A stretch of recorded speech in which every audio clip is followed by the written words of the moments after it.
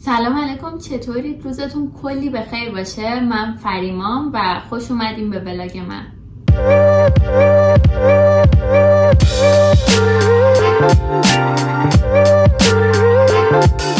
من امروز اصلا هیچ برنامه‌ای بر ولاگ گرفتن نداشتم. اینه که اصلا تا من گوشیمو روشن کنم شروع کنم به فیلم گرفتن، دیدم که اصلا پره گوشیم. هیچی دیگه، رفتم هر چقدرشو میتونستم و ریختم رو آیپد که یه ذره جا باز شه که امروز بتونم ویدیو بگیرم.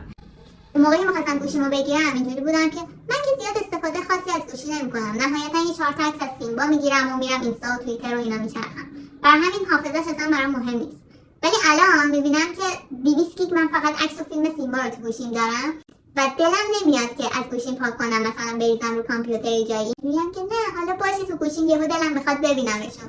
یکی نیست بگه بغلته، برو خودشو ببین، به عکس و فیلمش چیکار داری؟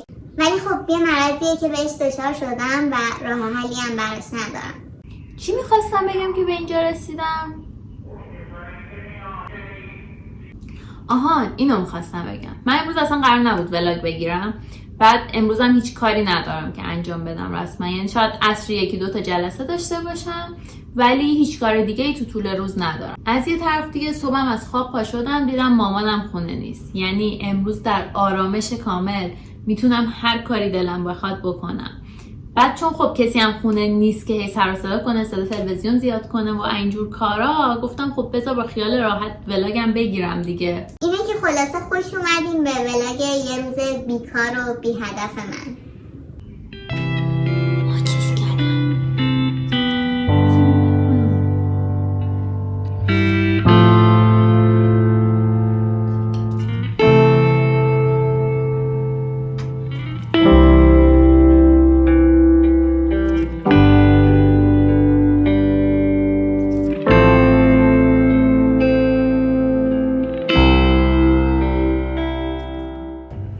آقا من تقریبا روزی 2 بار اتاقم رو جارو میکشم و یه بارم مرتب میکنم وسایلشو، ولی نمیدونم واقعا چرا هر روز اتاق من نامرتب و کثیفه.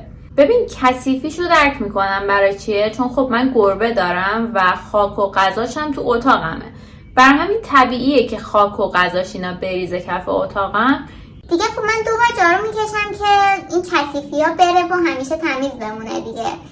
ولی نامرتب بودنشو دیگه درک نمیکنم، چون من که همیشه همونجا نشستم دارم کار میکنم دیگه، نهایتا باید میزم به هم بریزه دیگه. نمیفهمم چرا کل اتاقم یهو میبینم کن فیکون شده. خلاصه که الان برم اتاقمو یه مرتب هلهلکی بکنم که یه ذره وسیله‌ام بیاد سر جاش، خیالم راحت بشه. بعدش هم صبحونه نخوردم. صبحونه خوشمزه‌ای هم نداریم که دلم بخواد بخورم راستش. پودر پنکیک هم نداریم. من از این پودر پنکیک آماده ها استفاده میکنم، چون حوصله‌ام نمیاد هی آرد و اینا رو در بیارم اندازه کنم بزنم و اینا. خیلی تنبلم میدونم، ولی خب اون آماده ها خوشمزه تره دیگه. پودر پنکیک نداریم، شیرینی نداریم، دوناتینا نداریم. یه کیک داریم که خودم درست کردم، ولی یه هفته است دارم میخورمش دیگه دلمو زده. امروز اگه بتونم یه شیرینی یا کوکی چیزی درست کنم خیلی خوشحال میشم. باقلوا هم میتونم درست کنم راستی. حالا فعلا برم اتاق تمیز کنم، بعد یه فکری به حالش میکنم.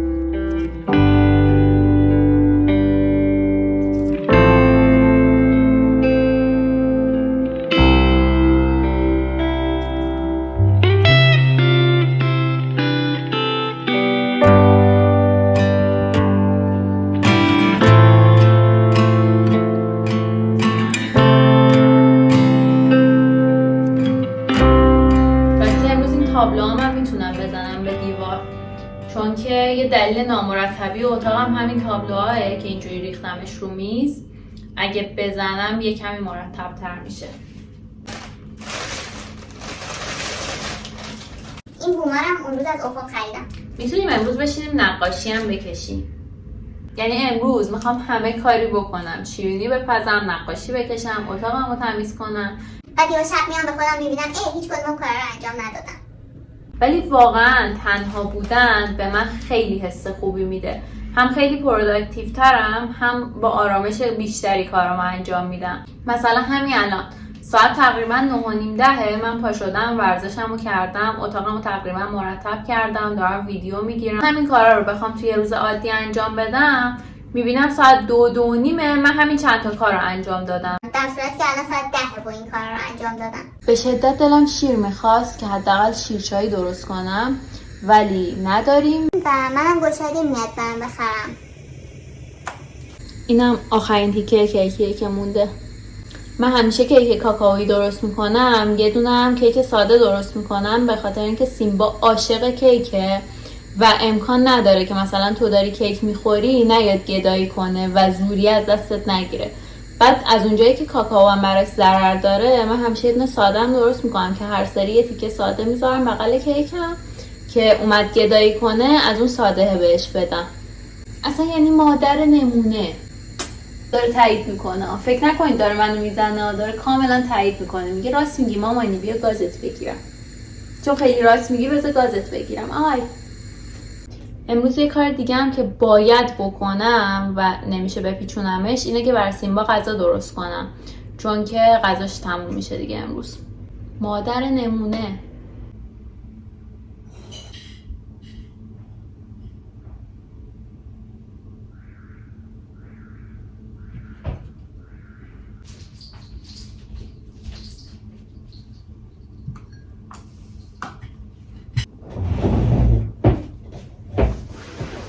یعنی زودتر از من میاد کیک بخوره.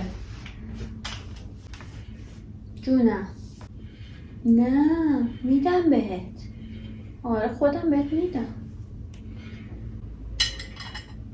نه خودم بهت میدم، دست نکن تو بشقاب من واقعا معتاد یوتیوبم، یعنی موقع کار کردن، صبحونه خوردن، نهار، شام، رانندگی، موقع هر کاری باید حتما یه ویدیو پلی باشه و ببینم. البته به اون صورت ویدیو رو نمیبینم معمولا، اینجوری هم که مثلا دارم کار میکنم ولی اینو بغلم پلی میکنم که صرفا روشن باشه و یه صدایی باشه توی اتاق.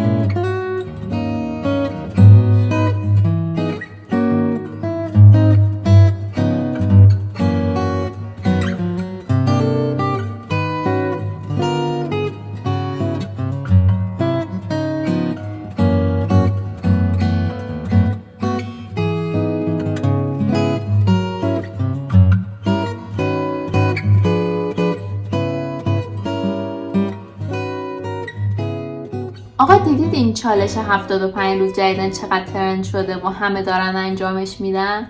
راستش من یه لحظه جوگیر شدم، گفتم فهیما تو هم باید شروعش کنی، تو هم میتونی، خیلی حال میده این کارو بکن و اینا. ولی یه ذره نشستم منطقی فکر کردم، خب خودمو میشناسم دیگه، من اصلا آدمی نیستم که بتونم 75 روز پشت سر هم هر روز ورزش کنم، هر روز رژیممو رعایت کنم و هر روز حالا کتاب بخونم و اینا. از یه طرف دیگه هم واقعا اینا اصلا تو اولویت‌های زندگی من نیست. آره خب ورزش خیلی خوبه، برای سلامتیم لازمه، ولی اونقدی برام مهم نیست که هر روز انجامش بدم. من حتی بتونم هفته‌ای 3 روز هم ورزش کنم برای من کافیه، فقط در حدی که این بی‌تحرکیمو یه ذره جبران کنه و یه ذره گردن درد و کمر درد و اینا نداشته باشم دیگه برام بسه. واقعا مثلا هیکل خیلی ورزشکاری و رو فرم و عضله های خیلی قوی اصلا برام مهم نیست که داشته باشم. بعد از این طرف دیگه هم من مثلا فست فود و شیرینی و اینجور چیزای مضر رو خیلی دوست دارم. برای همین وقتایی که فشار روحی روم زیاده یا یه ذره حالم خوب نیست با این چیزا واقعا میتونم خودم رو خوشحال کنم. اینجوری هم که خب نمیخوام اونم از دست بدم. بر همین به این نتیجه رسیدم که این چالش واقعا بر من ساخته نشده و الکی خودم گول نزنم حالا یه هفته شروع کنم بعد ادامه ندم و اینا. ولی به جاش تصمیم گرفتم الان بیام بشینم یه سری چیزا رو بنویسم که یه ذره خودم دستم بیاد که الان تو زندگیم چندم و خب چه کارهایی برام اولویت و میخوام چی کار انجام بدم. بعد سعی کنم اون کارهایی که برای خودم تو اولویت رو اونا رو حالا 75 روز، یه ماه، هر چقدر که تونستم هر روز انجامشون بدم. ولی نمیخوام زیاد به خودم فشار بیارم که تو هر روز باید این کارا رو انجام بدی و یه روز اگه انجام ندی باختی و باید برگردی از اول و از اینجور چیزا. چون خب خودمو میشناسم دیگه، میدونم که از نظر روحی الان اصلا تو وضعیت استیبلی نیستم و بعضی روزا واقعا دلم نمیخواد که هیچ کاری انجام بدم و فقط دلم میخواد که بخوابم و از تختم بیرون نیام. بر همین اون روزا رو خب استراحت میکنم، عوضش روز بعدش با انرژی بیشتری اون کارا رو انجام میدم. چون مثلا وقتی هم که با انرژی انجامش میدم برام خیلی لذت بخشتر از اینه که صرفا خودم رو مجبور کنم که نه فریما تو هر وضعیتی هستی باید این کار رو انجام بدی. خلاصه که الان برام بشینم بنویسم که تو مغزم چیا میگذره و اگه شد با شما هم شیرش میکنم. I don't really know what comes next. I'm just doing my best even though I'm so stressed out. Everything just feels like a test that I fail, so depressed when I can't seem to get out. But something deep inside won't let me quit. I swear that I'm inspired by all this shit. Tell me that I can and I won't. That's what guides me the most. Fuck your lies, I'll do what I want.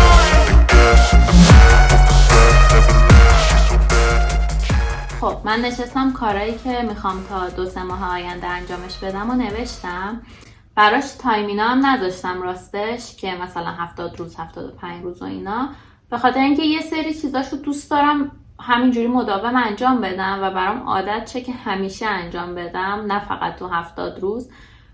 یه سری چیزاش هم که کمتر اصلا میخوام انجام بدم و واقعا لزومی نداره که همیشه اونو انجام بدم. یکی این که دوست دارم هفته 3 روز حداقل ورزش کنم و دوست دارم این همیشه دیگه تو زندگیم باشه، به خاطر اینکه من واقعا یه لایف استایل خیلی بد دارم و اینجوریه که همش نشستم، هیچ تحرکی ندارم. برای همین واقعا باید با اون ورزشه بتونم این بی تحرکیمو جبران بکنم. یکی دیگه هم همین که میخوام هر شب همون 10 صفحه کتابو بخونم، به خاطر اینکه من واقعا با کتاب خوندن مشکل دارم. بعد اصلا نمیتونم تمرکز کنم حتی شده یه صفحه کتابو بخونم. اینو صرفا میخوام یه تمرینی باشه برای مغزم که بتونم یکم بیشتر تمرکز کنم. چون من واقعا کتاب صوتی و پادکست و اینا زیاد گوش میدم، فقط صرفا نمیتونم خودم اون کتابو بخونم. برای همین به نظرم تمرین خوبیه برای تمرکز کردن و اینا. یکی دیگه هم این که من خیلی وقت پیش تصمیم گرفتم که تصویرسازی رو شروع کنم به یاد گرفتن. برای همین یه دونه کلاس طراحی توی اینورس ثبت نام کردم. از این دوره‌های آنلاینیه که همیشه میتونی ببینیش. ولی خب الان 1 سال گذشته، من کلا شاید 4-5 تا فصلشو دیده باشم و تمریناشو انجام داده باشم. اینه که تصمیم گرفتم از این به بعد شده روزی نیم ساعتم بشینم یکم تمریناشو انجام بدم که یه ذره این دوره پیش بره و برسه به اون جایی که مورد علاقه منه.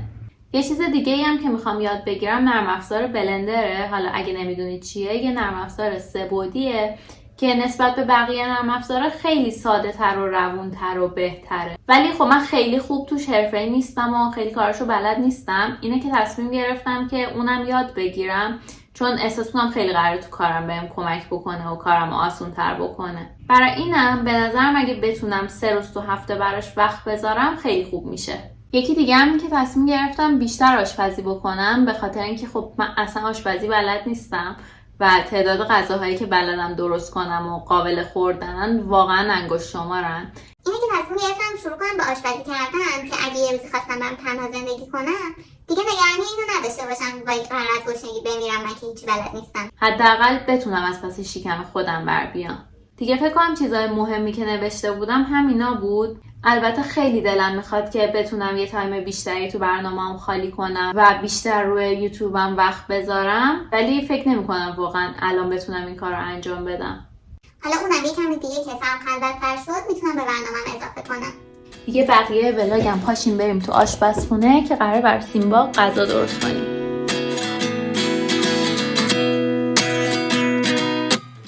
At 29 and I find myself wondering what did happen to the last 10. ran away with my life, fast forward, never turn back again. It's kind of funny that the more we pass time, the more we need to set them rewind. And 19 was the year I had to leave you, but now I'm seeing all the signs. Is this really happening? I can't believe it's true. I'm just as surprised as you. Is this really happening? I can't be too sure, but one day I'll be yours again.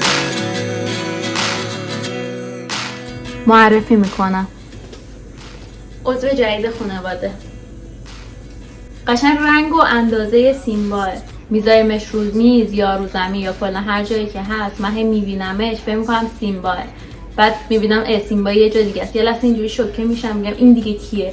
بعد یادم میفته که تنبل خانه. خیلی هم سنگینه، نمیدونم چرا از اون موقع تا حالا من نگهش داشتم. سیمبا خیلی کدو حلوایی دوست داره، یعنی اصلا عاشق کدو حلواییه. بعد بابام رفته اینو براش خریده. بعد ما الان اینجوریم که اینو ما چی کارش کنیم، کجا باید جاش بدیم واقعا. بعد کرمم هم گرفته، پامکین لته اسمشه اگه اشتباه نکنم، اونو درست کنم. ولی مشکل اصلی اینه که من اصلا از مزه پامکین یا کدو حلوایی خوشم نمیاد، حتی از بوشم بدم میاد. نمیدونم که این پامکین لته خیلی بو و طعم کدو حلوایی میده یا نه. حالا اگه شما خوردین تست کردین حتما نظرتون رو بهم بگید که ببینم درست بکنم یا نه. غذای سیمبا هم در این وضعیته.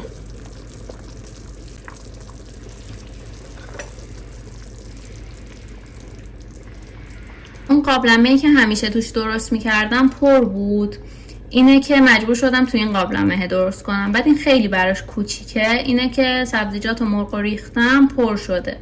بعد دیگه نمیتونم توش برنجینه اضافه کنم. اینه که این دفعه باید همینجوری بخوره. زیرش هم پر مرغه ها، فکر نکنید یه وقت من مرغ نمیدم به بچم، ولی الان چون سبزیجاتشو تازه ریختم اومده رو.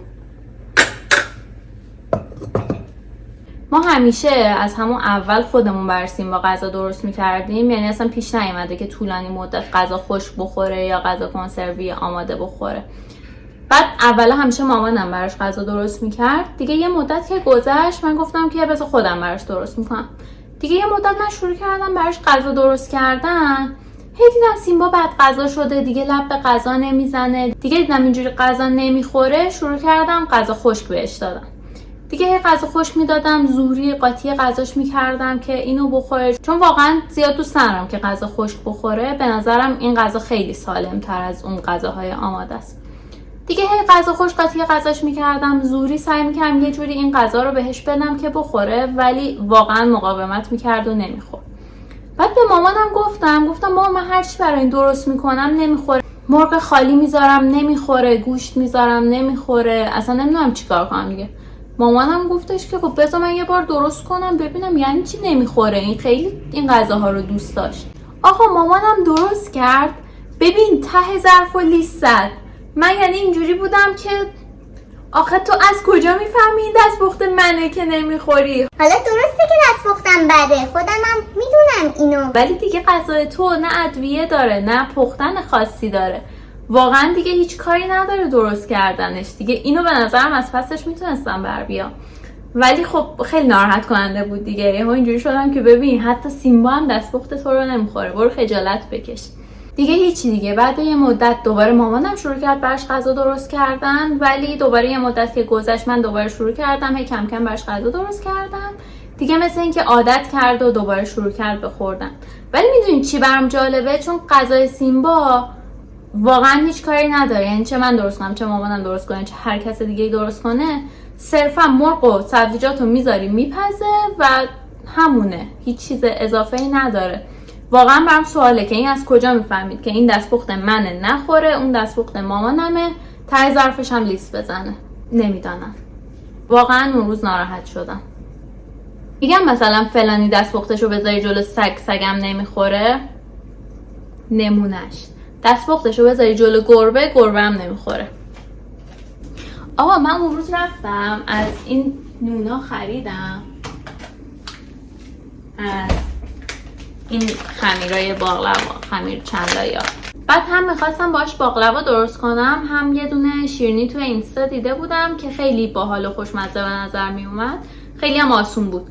الان میخواستم اونو درست کنم ولی هرچی تو اینستا میگردم اصلا اون پستش رو پیدا نمیکنم، با اینکه مطمئنم بودم سیو کرده بودم، حتی چند بارم دیده بودمش.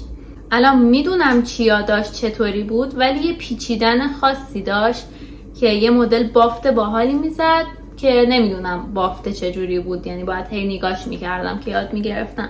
ولی خب خیلی ناراحت شدم دیگه، واقعا دلم میخواست اون شیرینی رو درستش کنم. الانم شیرینا نداریم، نمیتونم کیک و کوکی و از اینجور چیزا درست کنم. میتونم باقلوا درست کنم ولی اینم کار سختیه، نمیدونم الان حوصله‌ام میکشه یا نه، چون واقعا چند ساعت طول میکشه. نمیدونم راستش چیکار کنم. واقعا احتیاج دارم که برم موامو دوباره کوتاه کنم که انقدر همیشه نبندمش. دیگه کلا بیخیال باقلوا و شیرینی اینا درست کردن شدم، به خاطر اینکه هم کل روزمو میگرفت، هم این که خب کسی نبود سیمبا رو نگه داره دیگه، هی میخواست بیاد وسایل رو بو کنه و همش باید مواظب بودم که مثلا به چیزی دهن نزنه و اینا. دیگه گفتم حالا اونو بذارم بعدن که یه روز مامانم خونه بود با هم انجامش بدیم. الان برم تابلوهامو بزنم به دیوار بالاخره.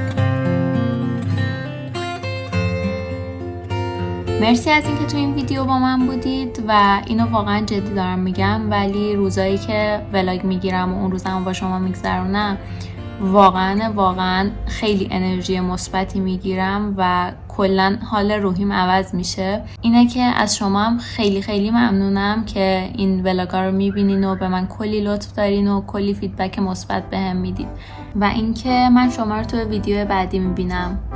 خدافظ.